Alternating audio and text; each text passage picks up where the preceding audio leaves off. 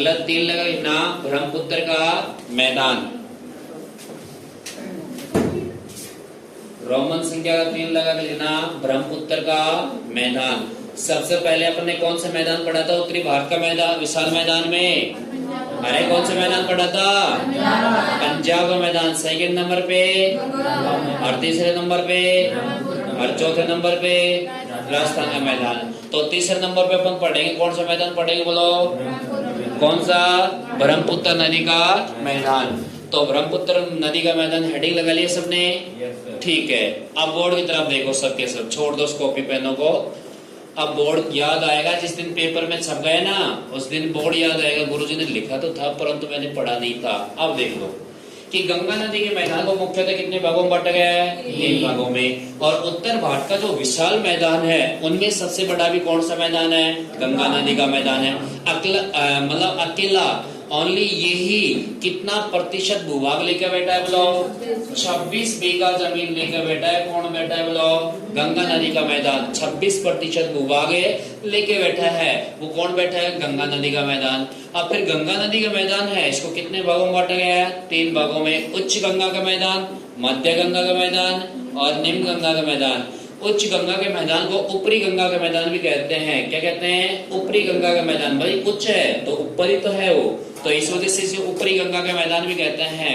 Next है कि निम्न गंगा का मैदान, मतलब नीचे है तो उसे निम्न गंगा का मैदान का नाम दिया गया। और लास्ट में फैला हुआ कौन से राज्य में फैला हुआ है? पश्चिम बंगाल में, तो उसका नाम रखा गया पश्चिम बंगाल का मैदान। नेक्स्ट है कि इसके बाद में उच्च गंगा के मैदान को कितने भागों में वर्गीकृत किया गया है? किस आधार पर किया गया है? बोलो नदियों के आधार पर। नदियों के आधार पर वर्गीकृत किया है 2 भागों में। एक भाग का क्या नाम है? रुहेलखंड का मैदान। दूसरे का क्या नाम है? अवध का मैदान। रुहेलखंड का मैदान है गोमती नदी और रामगंगा नदी के मध्य फैला हुआ है, और रुहेलखंड का मैदान है गोमती नदी और रामगंगा नदी के मध्य। तो आपसे पूछे कि रुहेलखंड का मैदान कौन कौन सी नदियों के मध्य में स्थित है? तो कौन कौन सी नदी? रामगंगा तो गोमती के मध्य फैला हुआ है। नेक्स्ट है किसी तरीके से आपसे पूछे कि अवध का मैदान कौन कौन सी नदी के मध्य फैला हुआ है? तो गोमती नदी और घाघरा नदी। कौन कौन सी नदी के मध्य फैला हुआ? बोलो घाघरा नदी और गोमती नदी। वो तो मुझे पता है, तुम घाघरा पहले क्यों बोलते हो? हाँ समझ गए।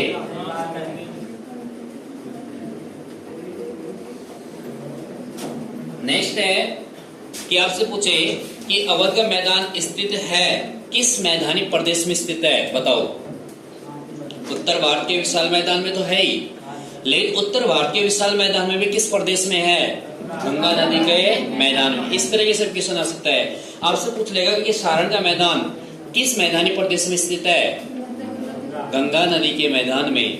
नेक्स्ट है कि अगला है मध्य गंगा का मैदान। मध्य गंगा का मैदान है, इसको कितने भागों में वर्गीकृत किया गया है? 2 भागों में। ये 2 भाग कौन कौन से हैं इसके? एक तो पूर्वी यूपी का मैदान, जो उत्तर प्रदेश राज्य है उसका पूर्वी हिस्सा जिसमें गंगा नदी प्रवाहित होती है, एक तो वो क्षेत्र है। और उसके आगे कौन सा राज्य आ जाएगा? बिहार राज्य। और बिहार में प्रवाहित होती है गंगा नदी, वो क्षेत्र है। तो इसको कितने भागों में बांटा गया है? 2 भागों में। एक तो पूर्वी यूपी का मैदान और बिहार का मैदान। तो देखो पूर्वी यूपी का मैदान है वो कौन कौन सी नदी के मध्य स्थित है? घाघरा नदी और गंडक नदी। गंडक नदी और घाघरा नदी के मध्य कौन सा मैदान है? बोलो कौन सा मैदान है? अरे कौन सा मैदान है? पूर्वी यूपी का मैदान। नेक्स्ट अगला मैदान कौन सा है? बिहार का मैदान है। और बिहार के मैदान को कितने भागों में बांटा गया है? 3 भागों में बांटा गया है। और 3 भागों में बांटा गया है तो कौन कौन से मैदान है? सारण का मैदान, मगध का मैदान और मिथिला का मैदान। सारण, मगध और मिथिला का मैदान। फिर नेक्स्ट आपसे पूछे कि बिहार के मैदान को 3 भागों में वर्गीकृत किया गया है, तो एक साथ दे देगा सारण का मैदान, मगध का मैदान, मिथिला का मैदान किस मैदानी प्रदेश में स्थित है? बिहार के मैदान में। कौन से मैदान में? ऑप्शन में बिहार नहीं हो तो मध्य गंगा। मध्य गंगा ऑप्शन में नहीं हो तो, और गंगा नदी का मैदान नहीं हो तो ऑप्शन में उत्तर भारत का विशाल मैदान आएगा। ठीक है, सेटिस्फाई? ठीक है कि आपसे पूछेगी सारण, हाँ सारण का मैदान।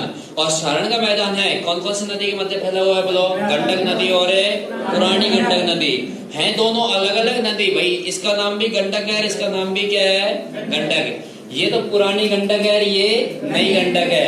और गंडक नदी और पुरानी गंडक के मध्य कौन सी नदी और कौन सा मैदान फैला हुआ है? सारण का मैदान। और सारण का मैदान है तो अगला मैदान कौन सा है? मगध का मैदान। अब देखो कि मगध का मैदान फैला हुआ है, सारण के मैदान और मिथिला के मैदान के मध्य कौन सा मैदान है?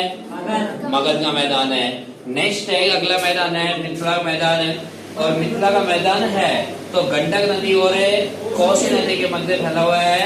और गंडक नदी और कोसी नदी के मध्य फैला हुआ है तो कोसी नदी को क्या कहते हैं? सौरव बिहार। और सौरव बिहार कहते हैं, कोसी रिवर को कहते हैं हम लोग, कोसी रिवर को कहते हैं। और कोसी रिवर को क्या कहते हैं?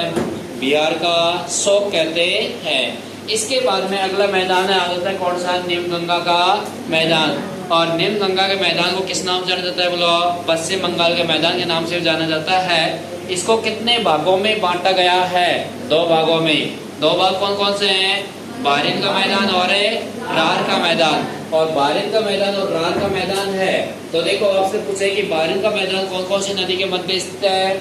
कोसी नदी और महानंदा नदी। और कोसी नदी और महानंदा नदी के मध्य फैला हुआ है वो कौन सा मैदान है बोलो? बारिन का मैदान।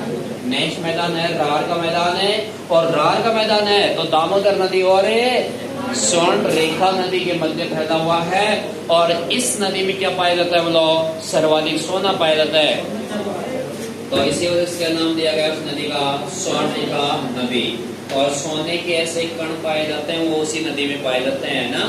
तो इसके बाद में अब पढ़ेंगे अपन आर्ट एंड कल्चर, जिन्होंने इंडियन ज्योग्राफी पढ़ ली।